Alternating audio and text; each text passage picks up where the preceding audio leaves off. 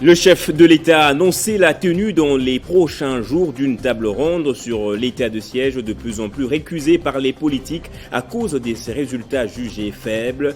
Félix Tshisekedi l'a dit à l'issue d'une réunion stratégique d'évaluation. Et on fera un tour à l'Assemblée nationale où les députés de l'opposition ont été appelés à déposer les dispositions sur la loi électorale qui requiert le consensus d'après leurs revendications. La Chambre basse a par ailleurs assuré que la loi sur la congolité ne sera pas abordée durant cette session. Et la commission de discipline de l'UNPC a décidé de la radiation du journaliste Pero Louara pour manquement grave et violation des textes régissant la corporation. Le patron de CPL-TV avait tenu des propos jugés diffamatoires à l'endroit du chef de l'État dans une vidéo devenue virale. Et on parlera sport dans ce journal. Le Real Madrid est en finale de la Ligue des Champions après un match de fou hier à Santiago Bernabéu face à Manchester City. 3-1, les Merengues rencontreront les Reds ce 28 au Stade de France. Le condensé de ce match à suivre à la fin de ce journal. Bienvenue à vous tous et merci d'être avec nous sur Télé 50. Se dirige-t-on vers la fin de l'état de siège? En tout cas, on en saura un peu plus après la table ronde annoncée hier par le chef de l'État qui était en réunion d'évaluation avec le gouvernement et les élus nationaux. Une année après, la mesure exceptionnelle censée mettre fin à l'insécurité dans les provinces du Nord Kivu et de l'Ituri n'a pas produit les résultats attendus. De plus en plus des voix réclamaient justement sa suppression ou soit sa requalification. Félix Tshisekedi a pris cette décision après le rapport lui présenté par le Premier ministre Sama Lukonde. Et à l'Assemblée nationale, la nouvelle tentative d'insertion de cette loi suscitait déjà des remous dans les provinces. Le bureau rassure que le débat sur la congolité n'est pas à l'ordre du jour de cette session. La Chambre basse qui a fait cette annonce a par ailleurs invité les députés membres de l'opposition à déposer la liste de dispositions qui requièrent le consensus en vue de permettre les échanges. Jean-David Kilolo. C'est une douche froide et des pilules difficiles à avaler pour les initiateurs de la loi dite Tchani, qui voient leur espoir de voir leur projet de loi sur la congolité être inscrit à la session en cours s'envoler. La loi Tchani est de nouveau mise au frigo pour cette session à l'Assemblée nationale et le bureau Mbosso a jugé l'inopportunité de ces amendements soutenus par les députés nationaux Nsingi Pouloulou. La Chambre basse du Parlement était sous une pression permanente quant à la nécessité ou non d'inscrire la loi sur la congolité à la session de mars. Le bureau de l'Assemblée nationale n'aura pas longtemps avancé dans ce schéma, qu'il vient de s'en dégager totalement en renvoyant cette loi jugée discriminatoire au calendrier grec. La prochaine session à l'Assemblée nationale sera essentiellement budgétaire, donc il est désormais plus clair que cette question ne sera pas examinée durant cette législature. Les refus catégoriques de l'opposition parlementaire contre la loi Tchani et le noble travail pédagogique du G13 auraient certainement eu un effet sous la décision du bureau Mbosso qui a fait marche arrière. L'on s'en souviendra que la proposition de loi Noël Tchani n'en avait pas fini d'agiter la majorité congolaise. Portée par les députés Pouloulou Singhi, elle avait été déposée le 8 juillet à l'Assemblée nationale, mais suscite depuis une importante levée des boucliers au sein de la classe politique congolaise. Le camp Katumbi, qui est particulièrement hostile, dénonce une manœuvre du pouvoir pour écarter leur candidat. C'est que l'entourage présidentiel rejette pour l'heure. Les Katumbistes doivent, car les choses se passent jusqu'à présent à leur faveur. Le camp ne va pas aussi facilement s'avouer vaincu. Ceci porte à croire que l'avenir politique nous réserve d'autres surprises.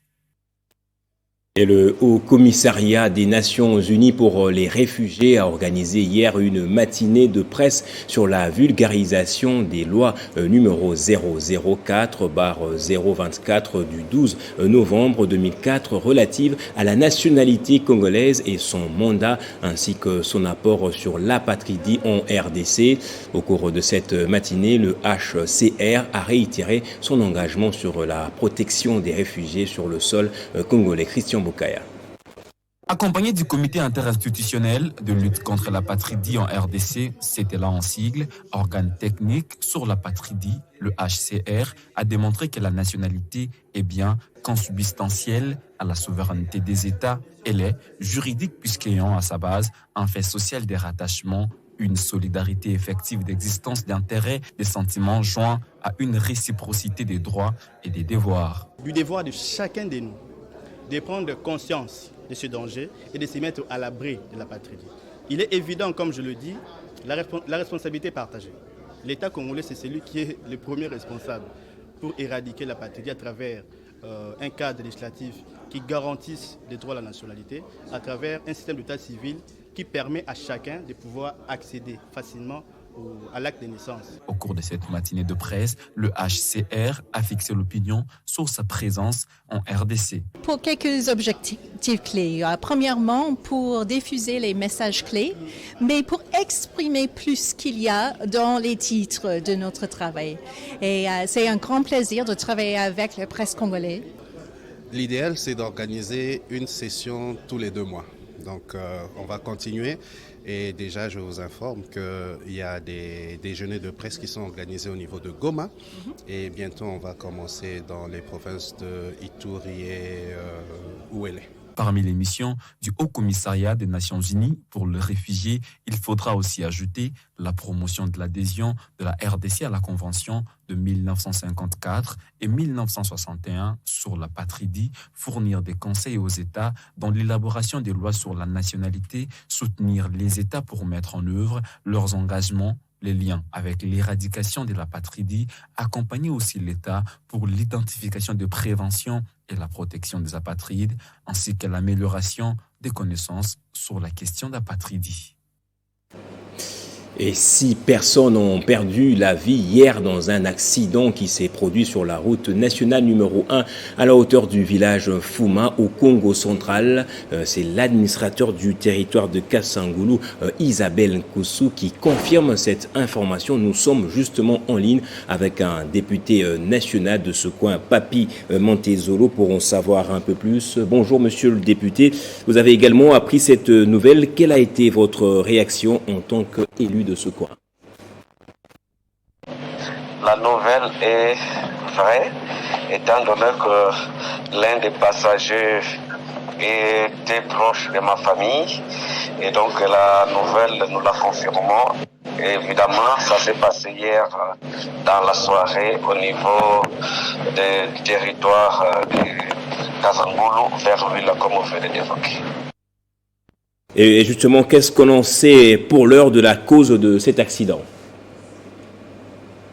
La cause, nous pouvons dire, si vous voulez, le manque de respect du code de la route, étant donné qu'il y a eu croisement qui se faisait, et maintenant quand il y a eu croisement, il y a un véhicule militaire qui venait à Vive-à-Lille, qui a essayé de cogner l'une des jeeps où il y avait un maître avocat, et cette jeep-là a perdu le contrôle jusqu'à aller cogner l'autre cage, bien l'autre véhicule qui venait de l'autre côté, et il y a eu un choc frontal qui a mené les personnes à perdre leur vie.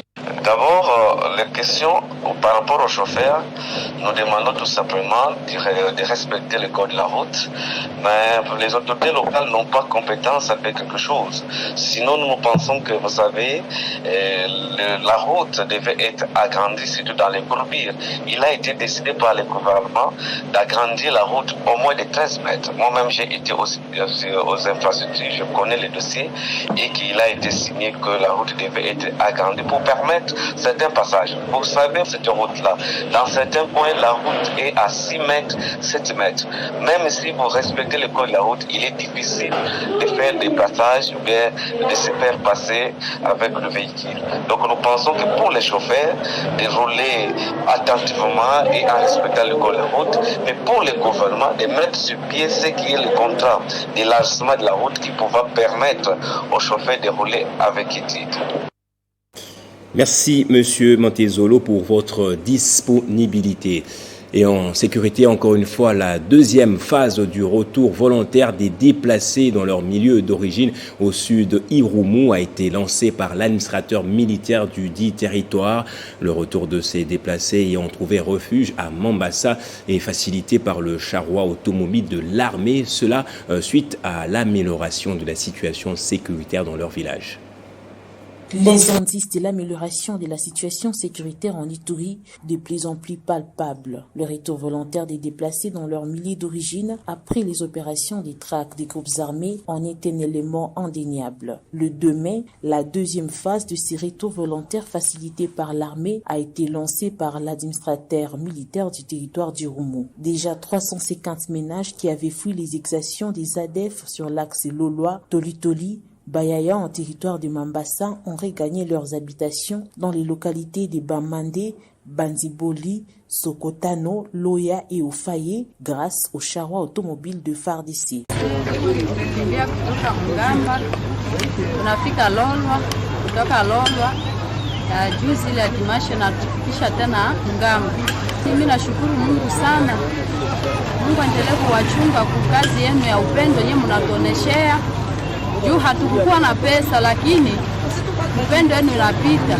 Unakamata mnabeba debase mnatufikisha hapa komanda tukujua kama tutafika je. Au colonel Siron Simba, administrateur du territoire d'Irumu, de rassurer cette population qui a regagné ces milieux des dispositifs sécuritaires mis en place pour la protéger. Selon la société civile, plus de 9548 ménages sont concernés par ces retours volontaires facilités par le véhicule de l'armée. Rappelons-le, la première phase de cette opération avait eu lieu au mois de juin 2021, seulement quelques jours après l'instauration de l'état de siège. Dans l'entretemps, les forces armées sous les commandements du général Mugisa Mouleke, appliquant sans faille les instructions du commandant des opérations en Ituri, le lieutenant général Luboya Kashamadjouni, poursuivent les opérations contre les ADF et leurs supplétifs dans la région du sud du Rumu, avec comme effet final recherché la neutralisation définitive de ces rebelles sur Kileto Reser.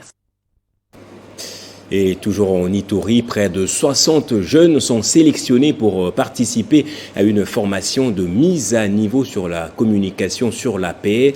Ces jeunes se lanceront aussi dans la vulgarisation de la loi électorale, spécialement dans la participation citoyenne de la jeunesse et des personnes vivant avec handicap.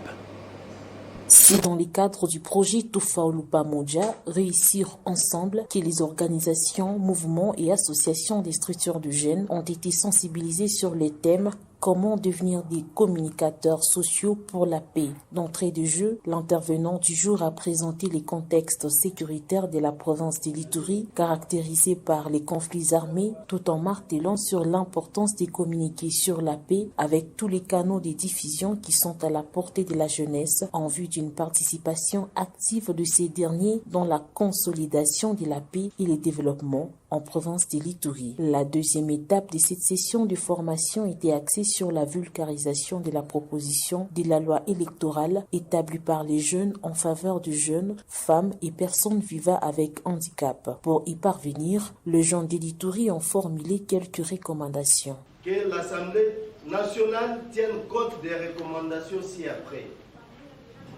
Que chaque liste soit établie en compte de la représentation paritaire jeunes, femmes et personnes vivant handicap, faute d'irrecevabilité.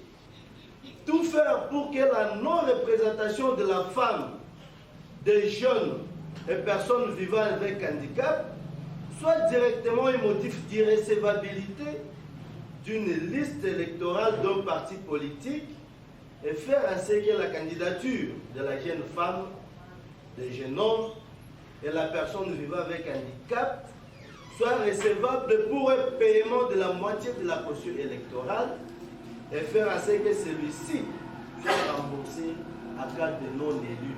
À noter qu'à ce jour, plusieurs jeunes de la province d'Ituri ont déjà bénéficié de nombreuses séances de remise à niveau sur les différentes thématiques grâce au projet Tufaulu Pamoja.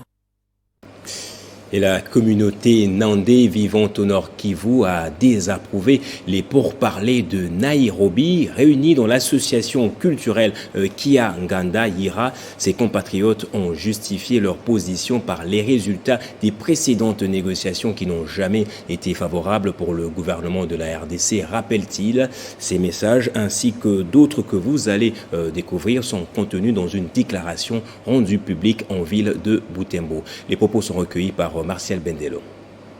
La communauté Nande Ira, principale victime des guerres et des massacres au Nord Kivu, suit avec une attention soutenue les négociations ouvertes entre le gouvernement et les groupes armés à Nairobi et les désapprouve. Cette communauté salue les efforts engagés par le président de la République, son Excellence Félix Antoine Tshisekedi Tshilombo, chef de l'État, et par le gouvernement congolais en vue de l'éradication de l'insécurité dans la partie est du territoire national.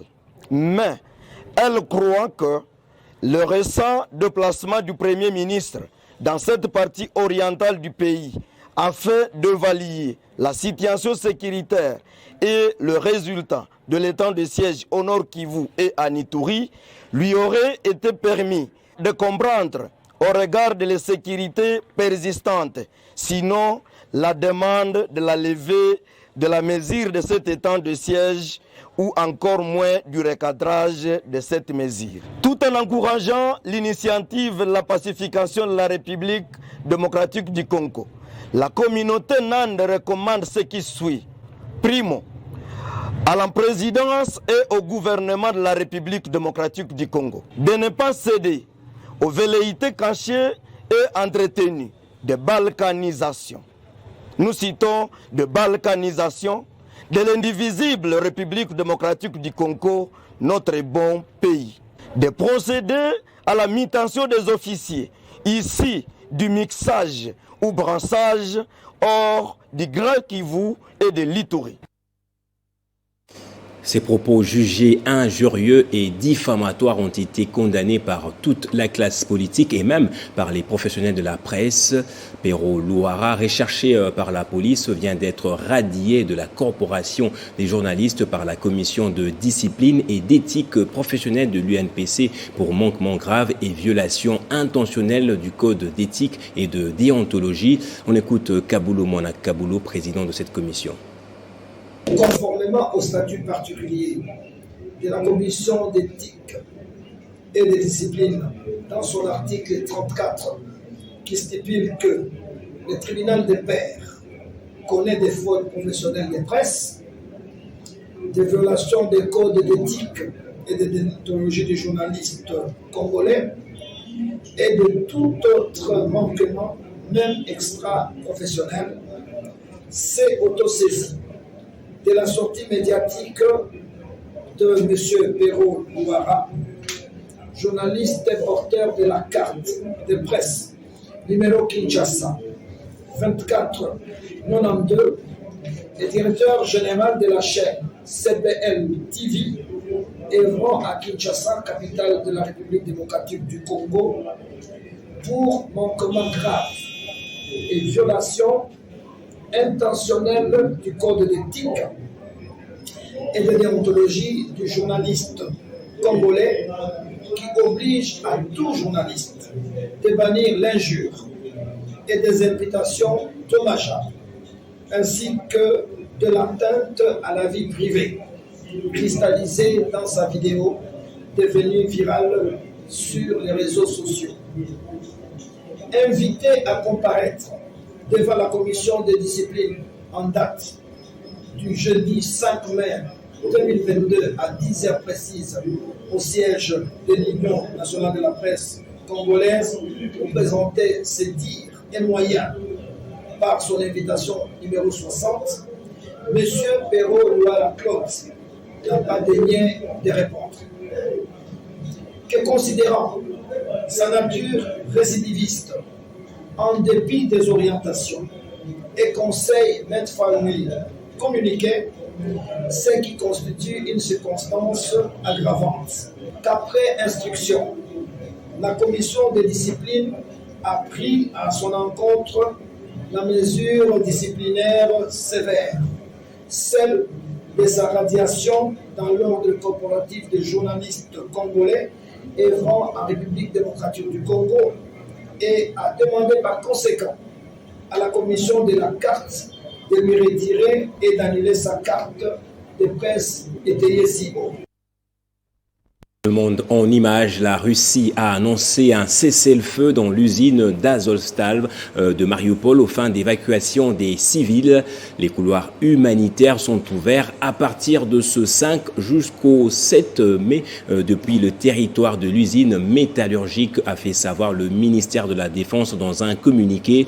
Aucune hostilité ne sera engagée durant ce temps alors que la population civile aura le choix de se diriger soit vers la Fédération de Russie, soit vers le zone contrôlée par l'Ukraine.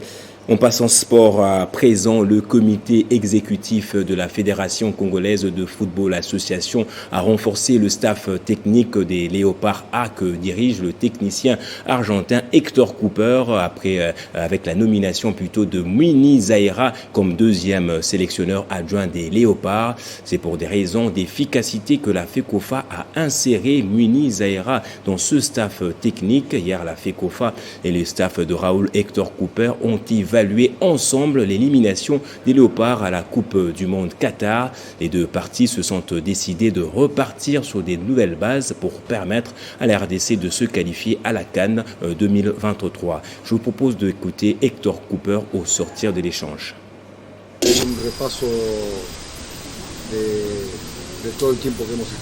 On a fait une révision sur tout ce qui s'est passé auparavant ici.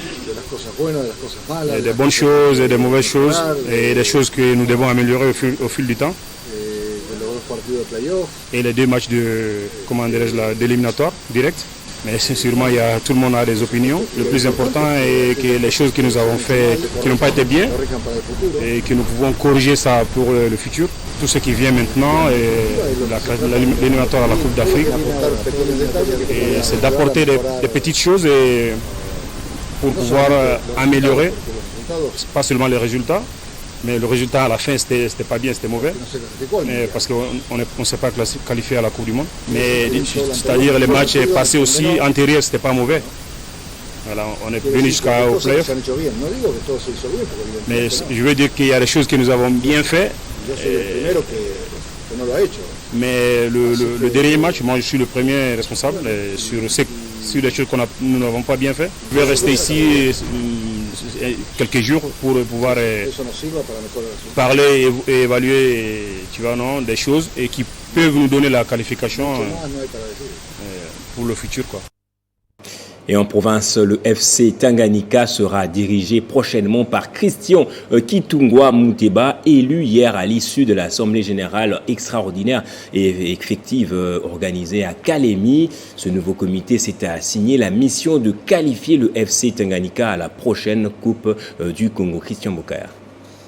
Ce nouveau comité qui sera dirigé par Christian Kitungwa Muteba veut tout simplement amener très haut le FC Tanganyika, club évoluant à l'entente urbaine de football de Kalemi. Chers joueurs, chers membres du comité, logistes assemblés, chers invités, tout protocole observé, j'aimerais tout simplement remercier chacun dans le rôle qu'il a pu jouer pour qu'aujourd'hui que nous soyons ensoleillés et que cette manifestation se tienne aujourd'hui et que nous puissions prendre cette place de président du FC Tanganyika. Dans son projet à court terme, Christian Kitungwa Muteba promet de qualifier le FC Tanganyika à la prochaine Coupe du Congo. La province a plusieurs potentialités et nous avons l'amour du football et nous voyons notre province du point de vue du sport qui n'arrive pas à décoller. Et donc nous avons cette obligation. D'autant plus que nous voulons que cette province puisse avoir une place, pas seulement dans le concert de province, mais aussi dans les concerts de province dans toutes les nations.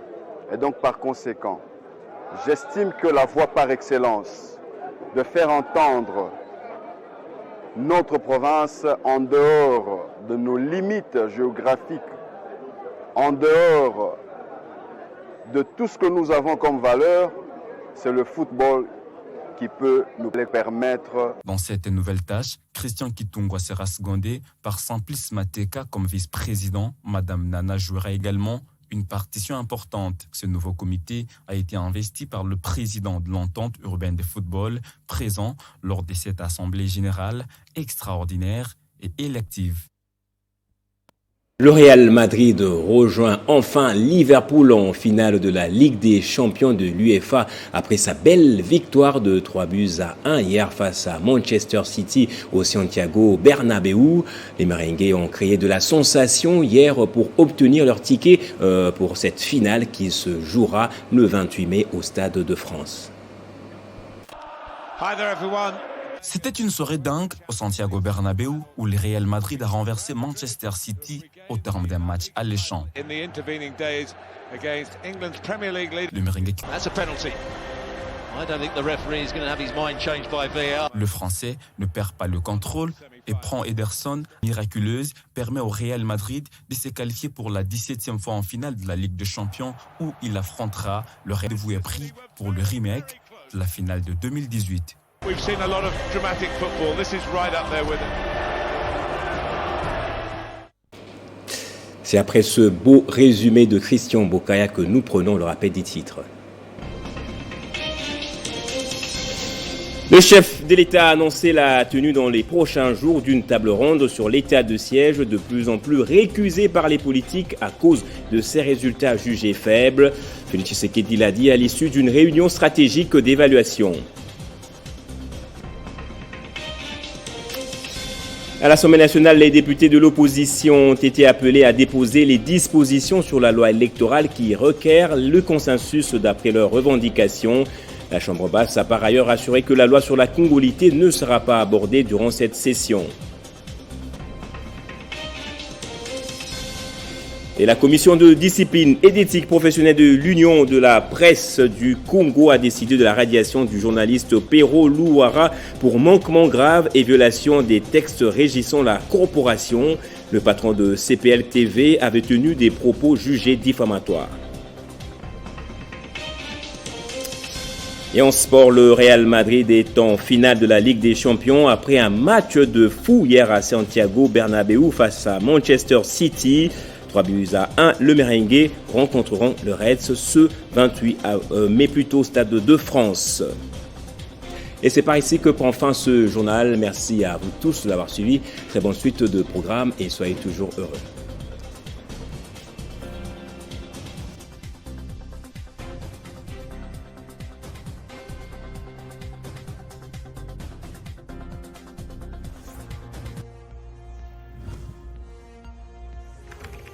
L'actualité reste incontinue.